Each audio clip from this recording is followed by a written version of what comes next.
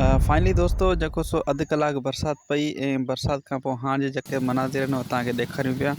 ऐं बरसाति तक़रीबन हिते अधु कलाकु पई ऐं अञा बि रिमझिम टिमटिम बरसाति पाणी हले पियो। बहरहाल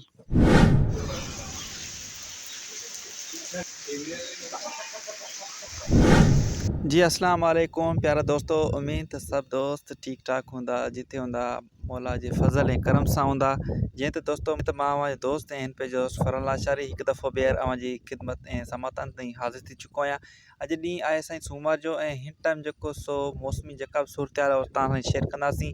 तो अॼु सूमर जो ॾींहुं आहे ऐं हिन वक़्तु टाइम थियो आहे 1:20 ऐं साईं बदीन ज़िले जे जेको सो कुछ इलाइक़नि में बरसाति जी रिमझिम जेका आहे उहा स्टार्टिंग थी चुका आहे। बरसाति जो जेको सिलसिलो आहे उहो स्टार्टिंग थी चुको आहे ऐं कलाकु पहिरीं जेको सो मूं नेट ते जेका अपडेट ॾिठी उहा जेको सो टने अलायर मीरपुर ख़ासि में बरसाति हुई, उहा साॻी बरसाति उत्तर साइड खां आई जेका हिन टाइम लाड़ में वसी रही आहे। असां हिन टाइम बरसाति में मां छत ते वेठो आहियां ऐं तव्हांखे जेको सो हिते जे असांजी लाइव मनाज़िर ॾेखारियां पियो।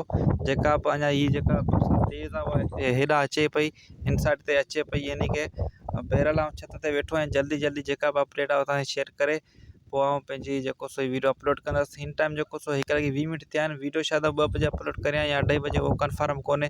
ज़ाहिरी ॻाल्हि आहे एडिटिंग वग़ैरह कंदासीं, ठाहींदासीं।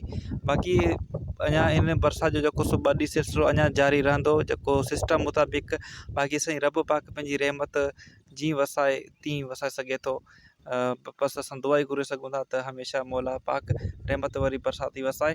बाक़ी उत्तर साइड में पंहिंजे बरसाति जा काफ़ी ख़दशा आहिनि जेके दादूवरी साइड ऐं इन खां अलावा सकरंड मोरो हिते पंहिंजे जेके से बरसाति जा इम्कानात आहिनि। बाक़ी अलाह साईं हर किथे ख़ैर कंदो। ख़ासि करे साईं जेको थर में असां वाक़िआ ॾिसंदा आहियूं त उते अक्सर करे खिवण आम जाम किरंदी आहे।